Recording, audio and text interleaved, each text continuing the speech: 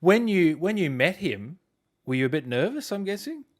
Really nervous. And I looked at so the job came in and they went, and again, in my first ever game, I've never done one before. And a note came from my voice agent saying, they want to see you, Liquid Violet, want to see you for this game. It's Hidetaka Miyazaki's game. And I went, what? What? I went, is it Elden Ring? And because of course, and this was January 2020. Oh, yep. Yeah, and so then I went into Liquid Violet. This is before COVID, and then did a little, voice testy thing, and then got it 2 weeks later. And then I think a week after that, Miyazaki-san was over, and we were recording. So I, of course, went in and said hello, told him via his interpreter that I was a big fan of the games. Said I love Bloodborne, then said, although Sekiro, too hard. Sorry, mate. I'm sorry. How does he respond to that? He laughed. He did, yeah. I just went, no, I'm sorry, mate. That's fantastic. So yeah, continue, please. Yeah, so I was like a kid in a sweet shop having this, who I consider the greatest game director from going ever, and to suddenly be working with him was I was in bits. Yeah, so I was properly really chuffed just to have met him, but also to just to work with him, and brilliant. Yes, no, he came to London to do the he came. To wow. to the casting, the recording studio. Wow, so you had 4 different designers in the room muting you. Yeah. And, oh goodness me, the pressure. Yeah, well, that's what do it. There was Hidetaka Miyazaki, and then there was his team, and then there was Adam, who was in there with them, being the go-between. But I was in the recording booth, and then the engineer plus the game designers, and Miyazaki-san was in the game the room with them. Yes, yeah. I think I managed to speak a couple of words in Japanese to him. Oh, nice. Just because out of sort of politeness and respect. But no, I don't. And he was lovely, really.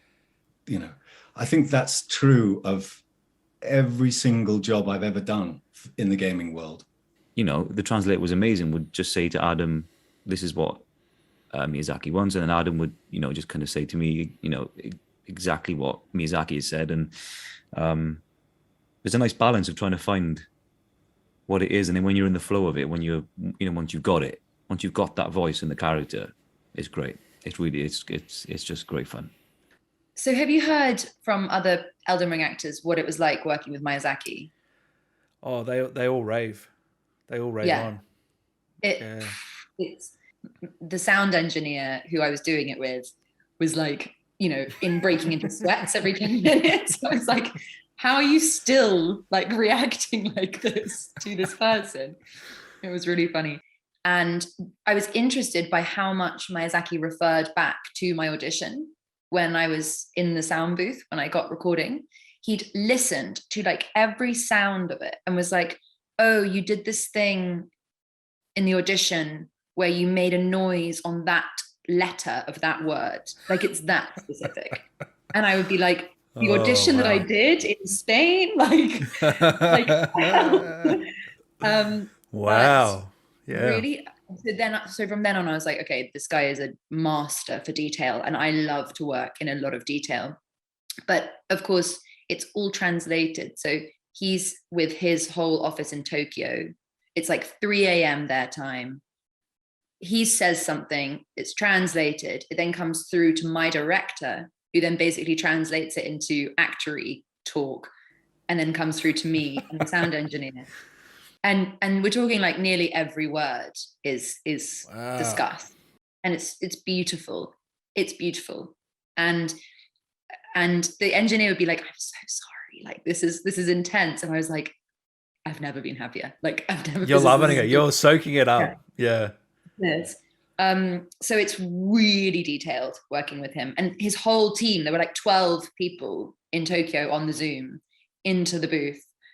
And then it was amazing. And then writers like editing the dialogue as you went along. And yeah, I honestly was like, this is the coolest experience ever. And did you feel that pressure at all? Or did you ease into it pretty No, quickly? I felt a pressure of, this is his baby. Like I found out he'd been working on it for like over 10 years. And I was like, okay, so I'm working with a visionary. I have to just serve him. Like I have no ego in this whatsoever. I just want to do the best thing possible for this man who's imagined, and all these creators and everything. And I also thought the character was really cool. Like I liked seeing a picture of her, and all I had to go on was just a little sort of sketchy picture of her. Did you get a chance? Did Miyazaki call in for you for Elden Ring or for Dark Souls? The creator of those games? I'm not sure whether he was there. There was Okay. one time when I was doing Dark Souls in a studio, and all the Japanese sort of bigwigs were there. That's in the probably room. him. Yeah.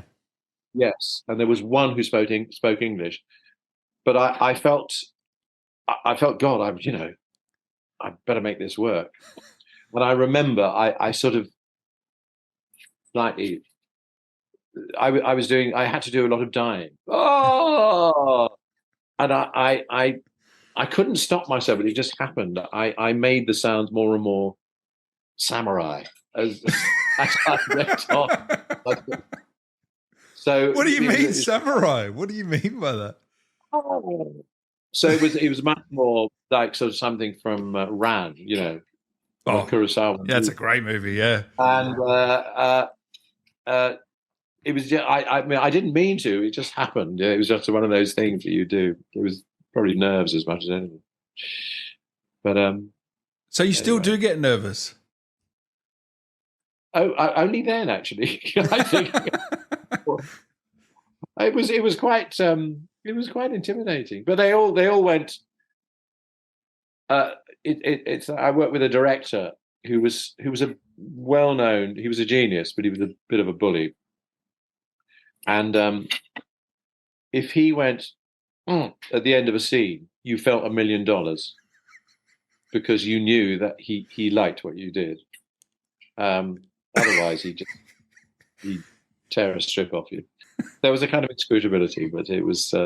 I think I did something right. Yeah. Because obviously you're not a big gamer, and you wouldn't have known Miyazaki-san's work. He's like royalty in gaming in a way. So you probably didn't feel the pressure, right? No, and I think maybe that's for the best. I mean, you do feel pressure anyway, because as an actor, I think we always do. Yeah. But maybe, yeah, I think, I mean, obviously, I felt pressure because they were on the call, and, you can sense that he's a very important person and that he's very invested and very involved. But in a way, maybe not knowing much about the world is helpful, because then, you're kind of just focusing on what you have to do, and you're just a cog in a big machine. But it's fine. So were you nervous heading to that booth on day one?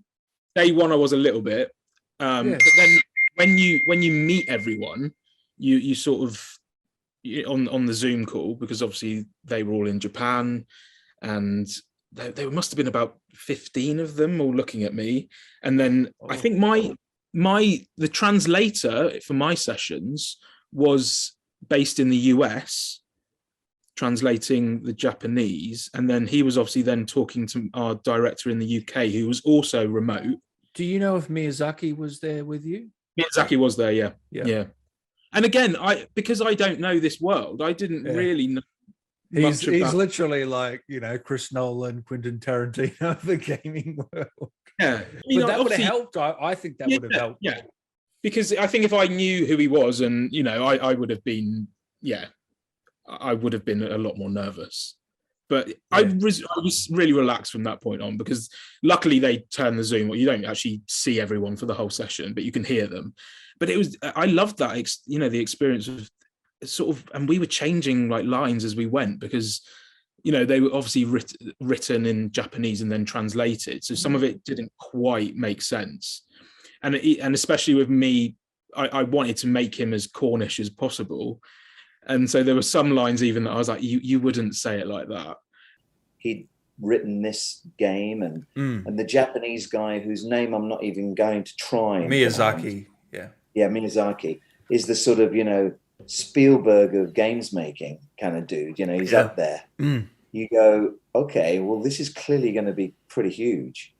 Otherwise, why would these guys be involved in it? You know what?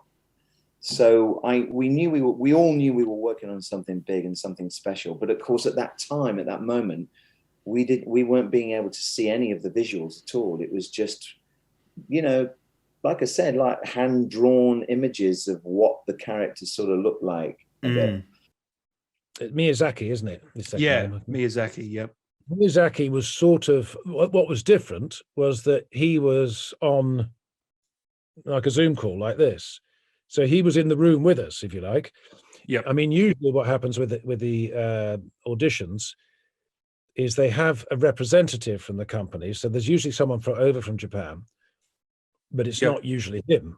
Not the director, Yeah, but he was there this time and could direct you during the audition, if you like.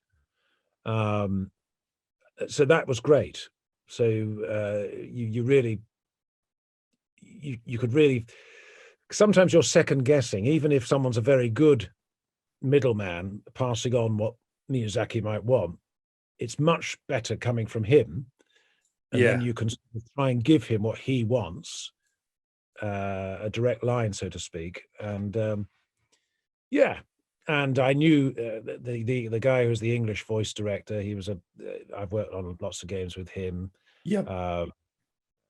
And he was great. And it's a very friendly atmosphere, actually. It's the voice world generally, computer games, radio, ads, whatever.